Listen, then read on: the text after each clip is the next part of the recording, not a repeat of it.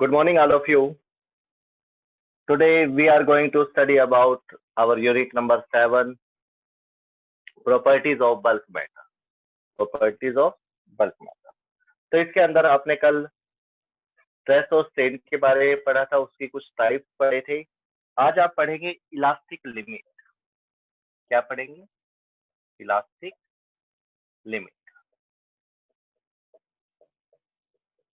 Elastic limit में क्या होती है? Elastic limit, elastic limit is the upper limit of deforming force up to which, if deforming force is removed, the body regain its original form completely, and beyond which, if deforming force is increased, the body loses its property of elasticity and get permanently deformed.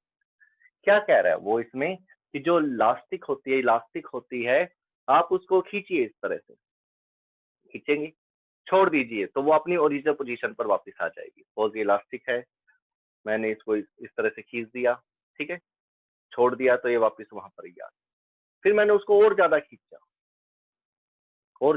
और दूर तक ले गया, फिर छोड़ा, फिर वो वापस आ गई। तो इस तरह से उसकी कोई लिमिट होगी कि अगर मैंने उसको और ज्यादा खींचा, सपोज यहाँ तक खींच दिया, ठीक है, छोड़ दिया, तो आप देखोगे कि उसमें कुछ ढीलापन आ गया है, वो अपनी ओरिजिनल पोजीशन पे नहीं आई है। थोड़ा बहुत उसके अंदर क्या आ चुका है, उसकी जो पहले लेंथ थी उसमें अब क्या हो चुका है, थोड़ा सा इंक्रीमेंट हो गया है, ठीक है। और इस तरह से आप उसको फिर दोबारा से और ज्यादा खींचते जाओगे तो मे बी वो फिर टूट जाएगी, ठीक है। तो इस तरह से इलास्टिक लिमिट को आप पढ़ेंगे। हुक्स लॉ ने इसको अच्छे तरीके से क्या करा था, एक्सप्लेन किया था। तो हुक्स लॉ लिखेंगे आप इलास्टिक लिमिट में, यानी कि कोई भी इलास्टिसिटी की जिसमें वो अपनी ओरिजिनल पोजीशन को गेन कर सके। तो इसी को एक्सप्लेन करने कौन आ गया? हुक्स लॉ ने हर एक पॉइंट, हर एक चीज के बारे में बताया। इसके क्या था Hooke's law? Hooke's law states that the extension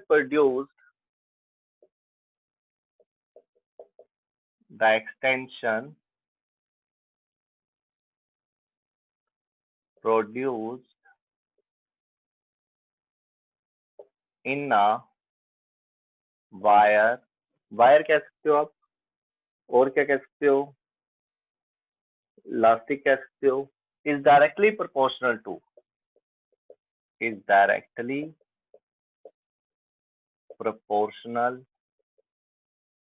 to the load applied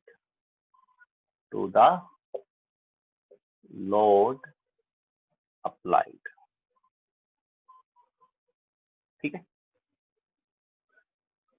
within elastic limit elastic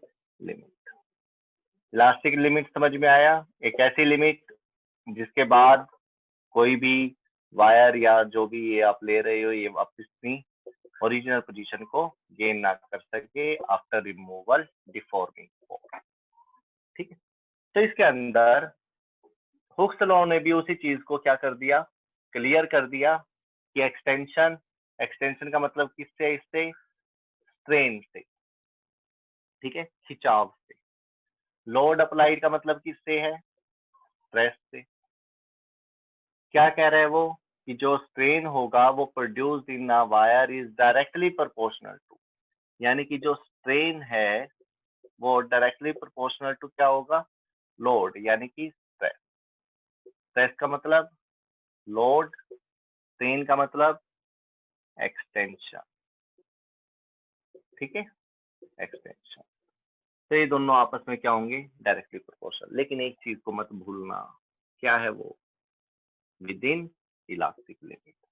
elastic limit के अंदर तक तो ये कहानी सही है, उसके बाद ये कहानी क्या हो जाती है? खत्म हो जाती है। क्यों? क्योंकि उसके बाद ना तो वो अपनी ओरिजिनल पोजीशन ले पाता है और उसके बाद वो ब्रेक डाउन भी हो जाता है। तो अकॉर्डिंग टू हुक्स लॉ अगर आप इसका ग्राफ बनाना चाहते हो तो ग्राफ कैसे बनेगा? एक तरफ आप एक्सटेंशन ले लीजिए और एक तरफ लोड ले लीजिए, जिसको आप स्ट्रेस बोल रहे हो, और इनका जो ग्राफ बनेगा डायरेक्टली प्रोपोर्शनल में ग्राफ कैसा बनता है, straight inclined line, straight inclined line, लेकिन सिर्फ यहाँ तक, कहाँ तक, जहाँ तक उसकी लिमिट है। ठीक है, सपोज यहाँ तक लिमिट है, बस उसकी लोड लगाने की, मान लो 20 न्यूटन, तो 20 न्यूटन तक आप उस पर फोर्स लगाएंगे, 10 न्यूटन लगाइए, 15 लगाइए, तो वो अपनी ओरिजिनल पोजीशन ले लेगा। लेकिन इसके बाद की कहानी हुक्स ने नहीं बताई, सिर्फ यहाँ तक। ठीक है, आया ये समझ में? इसके बाद मॉडुलस ऑफ इलास्टिसिटी, ये सारी की सारी कड़ियां एक ही लाइन में इकट्ठी हो जाएंगी। ठीक है, मॉडुलस ऑफ इलास्टिसिटी, बड़ा इजी चैप्टर है ये। क्या होता है modulus of elasticity? Elastic limit पढ़ा, हुक्स लॉ पढ़ा, अब पढ़ेंगे आप modulus of elasticity. According to Hooke's law, within elastic limit stress is directly proportional to strain. ठीक है, तो स्ट्रेस अपॉन स्ट्रेन क्या होगा? प्रोपोर्शन का साइन हटाते हो आप, हटाते हो, कोई ना कोई कांस्टेंट लगाना पड़ता है, तो स्ट्रेस अपॉन स्ट्रेन की रेशियो को बोलते हैं modulus of elasticity, modulus of elasticity. इसको ई से लिखते हैं, किससे? ई से। या तो आप इसको बोल दीजिए मॉडुलस ऑफ इलास्टिसिटी, और इसका दूसरा नाम है, एक और नाम है इसका, वो है coefficient of elasticity, coefficient of elasticity, ये भी बोल सकते हैं। ये सभी टर्म आपको ध्यान रखनी है, छोटे छोटे फार्मूले हैं, स्ट्रेस स्ट्रेन से मिलकर बने हुए हैं। ठीक है,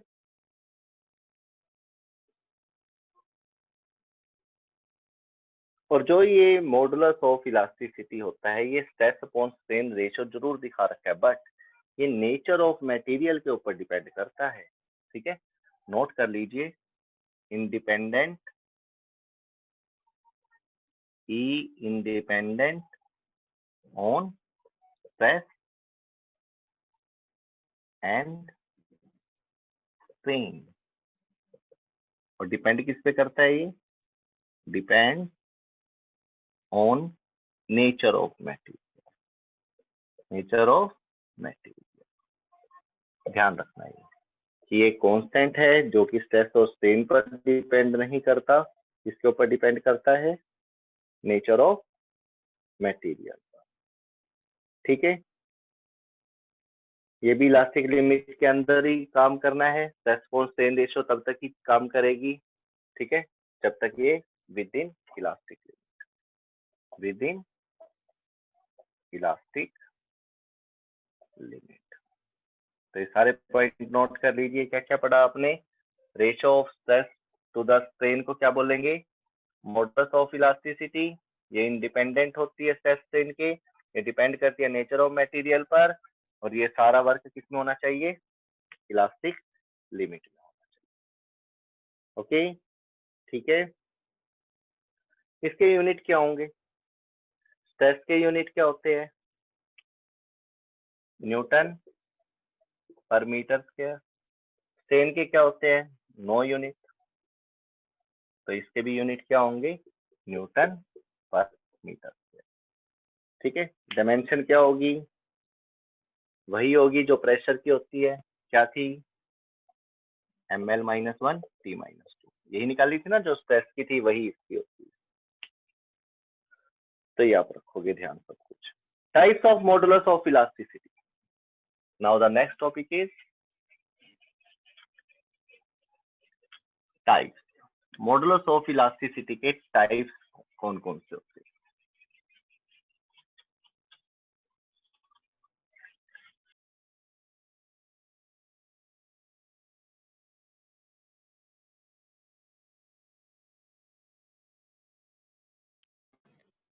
modulus of elasticity type of E, E माने तो मॉडुलस ऑफ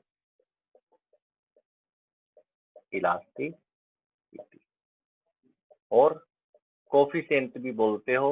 मैं दोबारा से लिख देता हूं ताकि आपको ध्यान रहे, कोफिशिएंट ऑफ इलास्टिसिटी। ठीक है, ई से डिनोट करते हैं। यूनिट क्या होते हैं?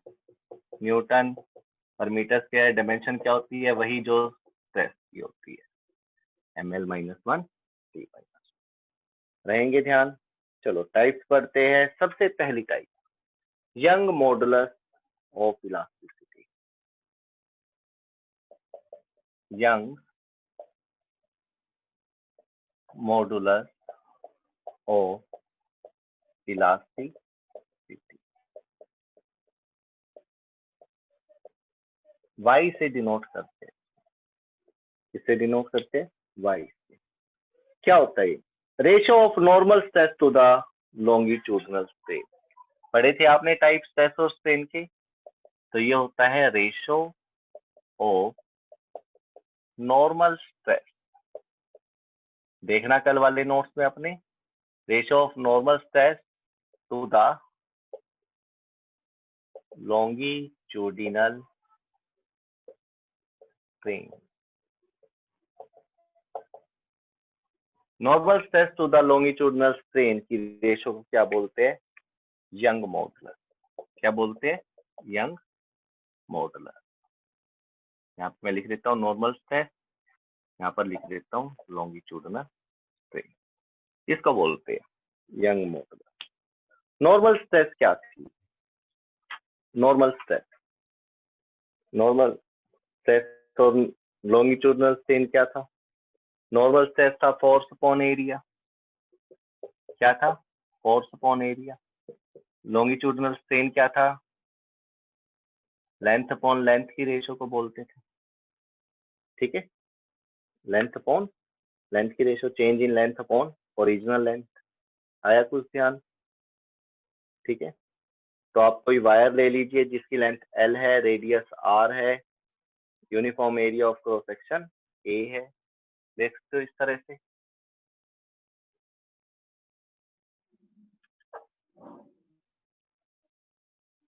Uniform cross section A, length L, इसका रेडियस ले लीजिए R, तो एरिया हो जाएगा पाई R स्क्वायर। कोई कंफ्यूजन यहाँ तक? Let it be suspended bye a rigid support. उसके बाद आपने इस पे नॉर्मल फोर्स लगा दिया, जिसकी वजह से इसमें क्या हो गया? लेंथ इंक्रीज हो गई। फोर्स लगा दिया सपोज आपने इस पे ऐसे। ठीक है, कैसी फोर्स होगी ये? नॉर्मल। तो नॉर्मल स्ट्रेस हो गया ये, फोर्स अपॉन एरिया आ जाएगा, क्योंकि फोर्स F लगी, एरिया A पर, तो ये थोड़ा सा एक्सटेंड हो जाएगा। थोड़ा सा एक्सटेंड कर दिया इसको। ठीक है, तो चेंज इन लेंथ क्या आएगा? ये टोटल लेंथ अब क्या हो गई? L dash. तो ये वाली लेंथ क्या होगी? Delta L। कैसे निकालोगे? L dash minus L। Original length L, change in length delta L, और new length L dash.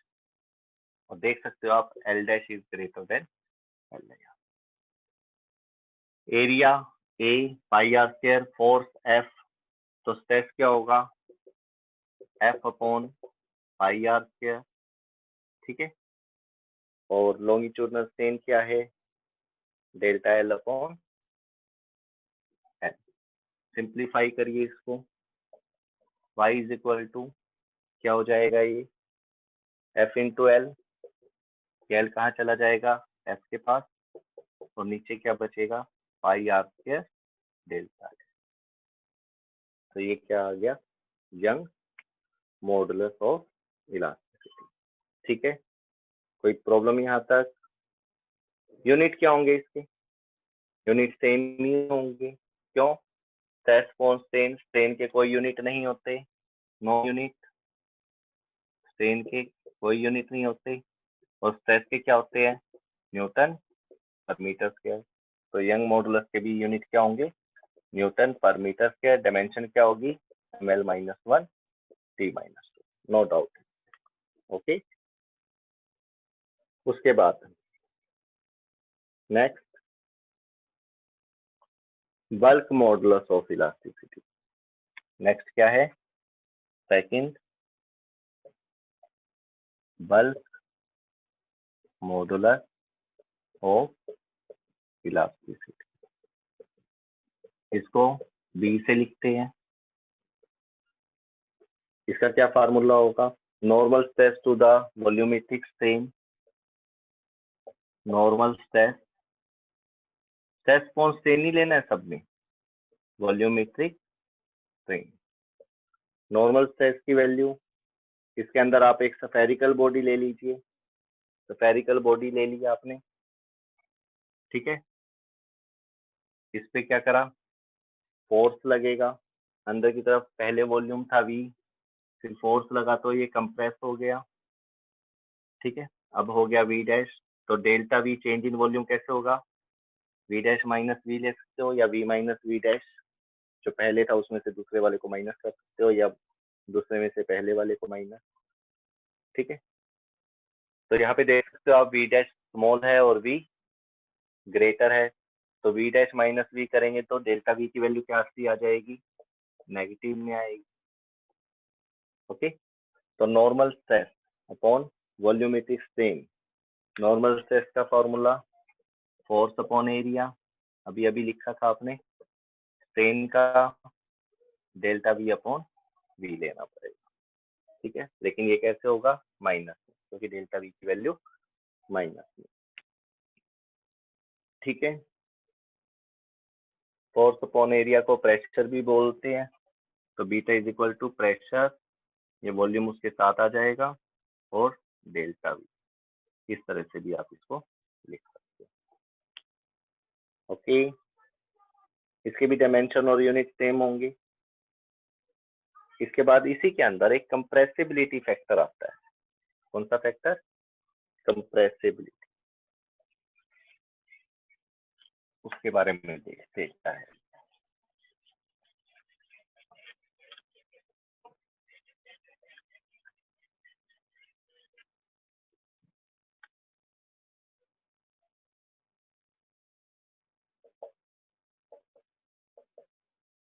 Compressibility small letter के से लिखेंगे आप इसको। क्या होता है ये? Compressibility of material is the reciprocal of bulk modulus of elasticity, यानी कि जो बल्क मॉडुलस ऑफ इलास्टिसिटी लिया है आपने, उसका रेसिप्रोकल कर दीजिए, तो उसको बोलते हैं कंप्रेसिबिलिटी। इसके एसआई यूनिट भी क्या हो जाएंगी? Newton inverse metre. डायमेंशन भी पलट जाएंगे, है ना। सोल्व करके देख सकते हो। न्यूटन की क्या होती है?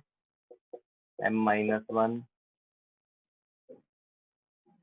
m1 mL/t-2 होता था।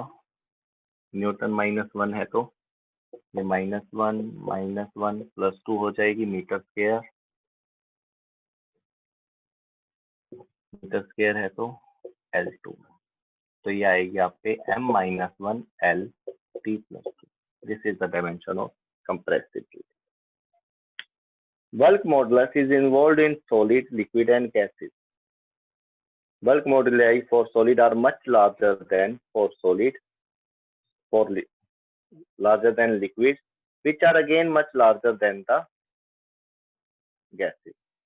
यानी कि सॉलिड की सबसे ज्यादा होती है क्या? Bulk modulus. बी की वैल्यू सॉलिड में सबसे ज्यादा, उससे कम लिक्विड में, और उससे कम गैसेस, ठीक है। कई बार आ जाता है ये क्वेश्चन, ध्यान रखिए।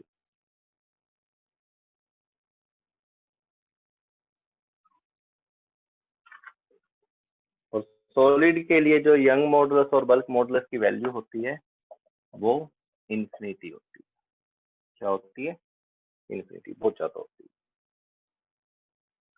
अगर कोई रिजिड बॉडी है तो, कौन सी? Rigid body. रिजिड बॉडी का मतलब समझते हो? सॉलिड में भी कहीं होते हैं, कोई परफेक्टली होता है और कोई नॉन परफेक्टली होता है, मतलब पूरी तरह से सॉलिड नहीं होते कई चीजें।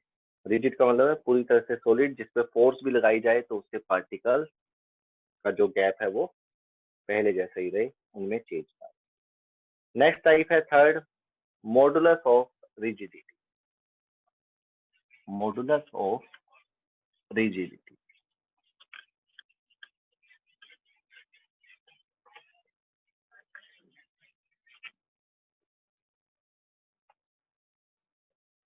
थर्ड टाइप है मॉडुलस ऑफ रिजिडिटी।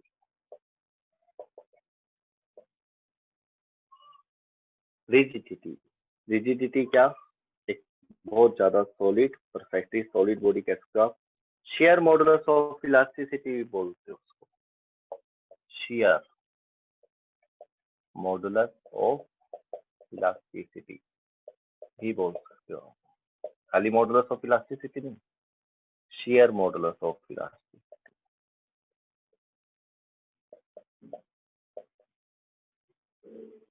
क्या होता है ये share modulus of elasticity? It is defined as the ratio of tangential stress to the shearing strain. Tangential stress to the shearing strain.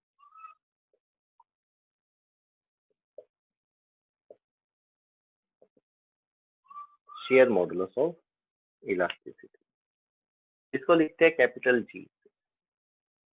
इसे लिखते हैं कैपिटल जी। ठीक है, इसके अंदर क्या होता है?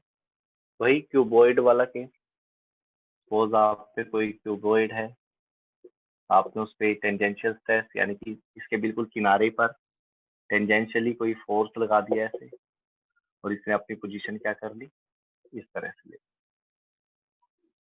ठीक है, तो क्या होगा, उसके अंदर चेंज आएगा, एक चेंज अक्कर करेगा। ठीक है, उस चेंज से क्या होगा, थीटा बनेगा, यहाँ पर एक एंगल थीटा बनेगा। ये डेल्टा एल का काम करेगा, ये एल था। ठीक है, तो यहाँ से जो शेयरिंग स्ट्रेन है वो क्या होगी, थीटा। टेंजेंशियल स्ट्रेस क्या होगा, force upon area, force upon area. Value put करिए, थीटा की वैल्यू क्या पुट करेंगे, बताया था पहले भी, आर्क अपॉन रेडियस या परपेंडिकुलर अपॉन बेस क्या आएगा, डेल्टा एल अपॉन एल आएगा। तो पुट कर दीजिए F upon A is equal to delta L upon L. Small letter लीजिए या कैपिटल लेटर लीजिए, मर्जी आपकी, इससे कोई फर्क नहीं पड़ता। ठीक है, एफ एल अपॉन ए डेल्टा एल। तो ये क्या आ गया आपके पास, मॉडुलस ऑफ रिजिडिटी। इसके यूनिट क्या होंगे, सेम, न्यूटन पर मीटर स्क्वायर। डायमेंशन क्या होगी, वही सेम, ml -1 t-2 डायमेंशन और यूनिट। ठीक, सेम ही आना है क्योंकि स्ट्रेन के तो यूनिट होते नहीं है और स्ट्रेस के आपको बता दिए गए। इसके बाद इलास्टिक फटीग।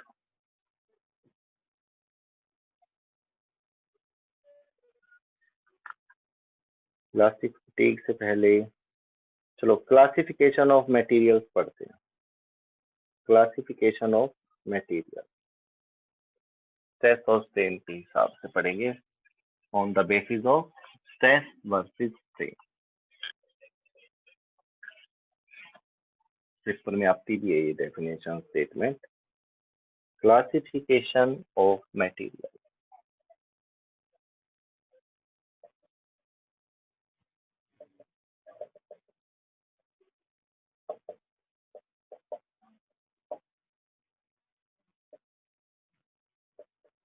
सबसे पहले ductile.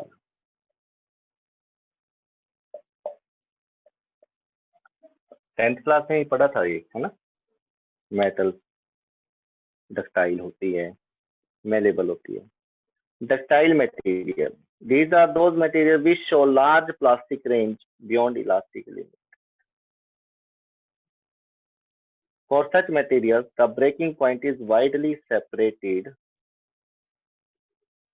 From the point of elastic limit on the strain. आपने स्ट्रेस और स्ट्रेन ग्राफ से समझिए इसको। यहाँ पर आपने एक्सटेंशन लगाया था यानी कि स्ट्रेन, यहाँ पर आपने लोड लगाया था यानी कि स्ट्रेस।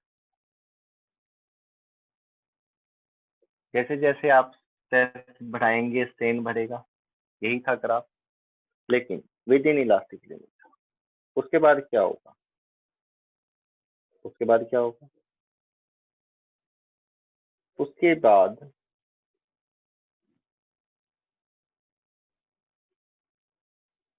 इसकी एक लिमिट होगी, ये अपनी ओरिजिनल पोजीशन नहीं ले सकता, ठीक है।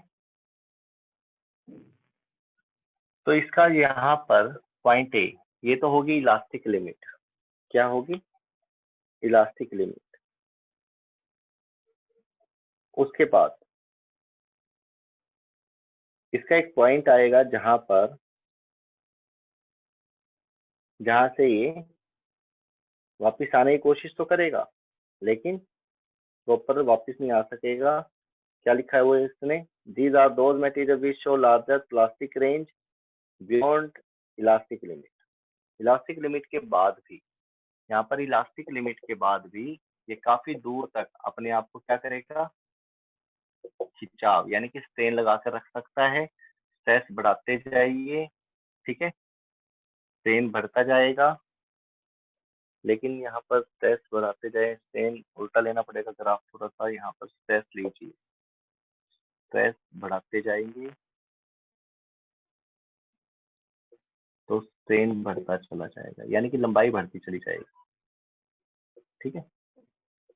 और जो इसका ब्रेकिंग पॉइंट होगा, क्या होगा? Breaking point. देखिए इसका ग्राफ कैसा बनेगा, यहाँ पर है। इसके बाद इसमें और इसमें काफी गैप होगा, मोर गैप होगा। किसमें? Ductile material. किसमें? Ductile material. आपने भी देखा होगा, महसूस करा होगा, कोई चीज है जो काफी लचीली है, काफी लंबी कर सकते हैं, जैसे मेटल का केस भी ले सकते हो आप इसमें।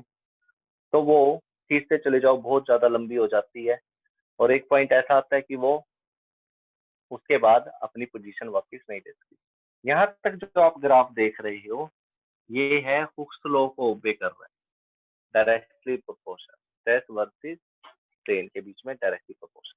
लेकिन उसके बाद वो प्रोपोर्शन वाली बात खत्म हो जाती है, प्रोपोर्शनैलिटी वाली बात खत्म हो जाती है, ठीक है। तो इसके एग्जांपल है कॉपर, सिल्वर, आयरन, एल्यूमिनियम। जो इनका जो ब्रेकिंग पॉइंट, इस एफ को क्या बोल देंगे? Breaking point. भाई एक पॉइंट ऐसा भी आएगा कि उसके बाद अगर आपने इस पे स्ट्रेस लगाया तो ये लंबी होने की बजाय क्या हो जाएंगी? ब्रेक हो जाएंगी। तो इनके बीच में लार्जर गैप आएगा। क्या गैप आएगा? लार्जर। इसी तरह से ब्राइटल मटेरियल कौन से होते हैं? सेकंड, ब्राइटल, ब्रिटल भी कहते हैं कहीं। These are those materials which show very small plastic range. इसको प्लास्टिक रेंज भी बोलते हैं। Very small plastic range beyond elastic limit. Elastic limit के बाद for such materials the breaking point lie close to the elastic limit. Such materials can not be use in making spring and sheet. Spring sheet बनाने में use नहीं करते इनका, ठीक है। Cast iron, glass are the example of these.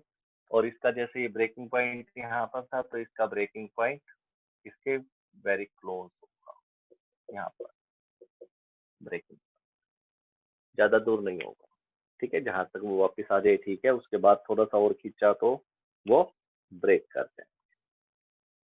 इसके बाद आता है इलास्टोमर। क्या आता है? इलास्टोमर। ये आ जाता है कई बार एग्जाम में, elastomer. These are those materials for which stress and strain variation is not straight line within elastic limit. The elastic region is very large. These materials do not obey Hooke's law. एक तो ये Hooke's law को ओबे नहीं करते, not obey Hooke's law, और not obey Hooke's law का मतलब क्या है, इनका जो ग्राफ है वो स्ट्रेट इंक्लाइन लाइन नहीं आता, स्ट्रेट, चलो stress not directly proportional to strain. Graph कैसा आएगा इसमें, कर्व लाइन, इस टाइप का कर्व लाइन का। और या फिर पहले थोड़ा सा स्टेट बना दीजिए, उसके बाद एकदम से थोड़ा इस टाइप से बने, ठीक है, स्ट्रेस स्ट्रेन। तो ये ना तो हुक्स लॉ को ओबे करता है, ठीक है, ना इसका स्ट्रेस और स्ट्रेन वेरिएशन वैसा होगा जैसा हुक्स में था कि थोड़ी देर के लिए ही हो जाए इलास्टिक लिमिट में, तो विद इन इलास्टिक लिमिट ये हुक्स लॉ को ओबे नहीं करता। The variation of stress and strain for an elastomer has been shown in figure. इस फिगर में दिखाई गई है। Examples are rubbered, elastic tissues of aorta, ठीक है, large vessels carrying blood from heart। तो एग्जाम्पल क्या रहेंगे इसके, एग्जाम्पल क्या रहेंगे, रबर्ड और वेसल, जिसमें से ब्लड क्या होता है हार्ट तक, हार्ट से ब्लड तक, ठीक है, चलते हैं फ्रॉम हार्ट टू ब्लड, उन वेसल्स को बोला जाए। तो these are the example of elastomer. इसके बाद नेक्स्ट है elastic after effect. Elastic after effect, this temporary delay in regaining of original configuration of an elastic body after the removal of deforming force। नई चीज है कि अगर आपने force हटा दिया किसी चीज इलास्टिक बॉडी को खींचने के बाद, तो वो कुछ टाइम लेती है वापस अपनी ओरिजिनल पोजीशन में आने के लिए, उसको बोलते हैं elastic after effect. Elastic after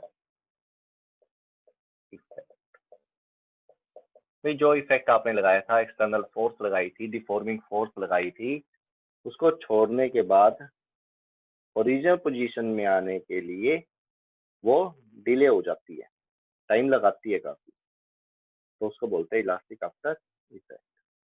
it is due to this reason that suspension made from quartz और phosphorus bronze are used in moving coil galvanometer. The elastic after effect is negligible small. ये कम किया जा सकता है अगर आप phosphor,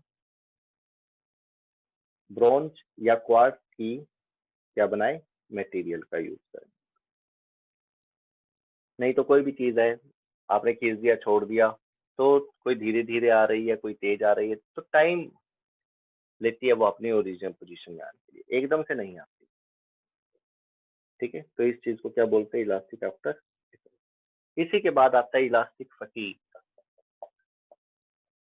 elastic fatigue, elastic fatigue, इसका मतलब होता है थकावट। अब जैसे ये कोई इलास्टिक बॉडी है, मैंने इसको इतना यहाँ तक खींच दिया, इलास्टिक लिमिट के अंदर ये छोड़ दिया, तो क्या होगा, ये वापिस अपने ओरिजिनल पोजीशन पे आ जाएगा। दोबारा खींचा फिर, दोबारा खींचा फिर, अगर मैं इसी तरह से ये प्रोसेस करता जाऊं तो क्या होगा। Elastic fatigue is the property of N elastic body by virtue of which it's behaviour becomes less elastic. क्या हो जाएगा, वो लेस इलास्टिक हो जाएगा under the action of repeated alternating deforming force. अगर मैं उसको बार बार खींचूंगा, बार बार छोड़ूंगा, तो क्या हो जाएगा, वो थक जाएगी और वो अपनी ओरिजिनल पोजीशन गेन नहीं कर पाएगी। On stretching and releasing the rubber band again and again, its elasticity is lost due to elastic fatigue. यानी कि अगर आप ये प्रोसेस को बार बार करेंगे, भले ही वो इलास्टिक लिमिट में हो, भले ही वो इलास्टिक लिमिट में हो, चीज को खींचा छोड़ दिया, चीज को खींचा छोड़ दिया, तो धीरे धीरे क्या होगा, इलास्टिक वाली चीजें होती है ना, वो सारी की सारी क्या हो जाती है, लूज हो जाती है। ठीक है, बियॉन्ड तो करोगे इलास्टिक लिमिट से तो होना ही है, ढीली हो जाएगी कोई भी चीज इलास्टिक वाली। दूसरा, और ज्यादा खींचोगे तो ब्रेकिंग पॉइंट आके टूट भी जाएगी वो। लेकिन अगर आपने इलास्टिक लिमिट के अंदर भी खींच रहे हो, बार बार रिपीट कर रहे हो, कई बार उसको कर लिया है, तो क्या होगा, वो फटीग, इलास्टिक फटीग, यानी कि इलास्टिसिटी लॉस्ट हो जाएगा उसका, और ये रीजन क्या होगा उसका, elastic fatigue.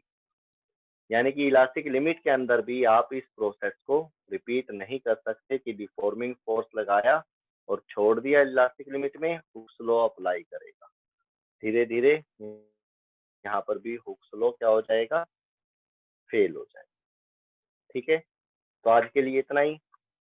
Application of elasticity पढ़ सकते हो आप ब्रिजेस वगैरह वगैरह में। ठीक है, जिसमें भी इलास्टिसिटी ज्यादा होगी, शूज वगैरह वगैरह बनाते हैं तो इलास्टिसिटी सबके अंदर दी जाती है, उससे उसकी क्या बढ़ती है, लाइफ बढ़ती है, और इसकी लाइफ भी होती है इलास्टिसिटी की। ब्रिज वगैरह वगैरह में भी स्प्रिंग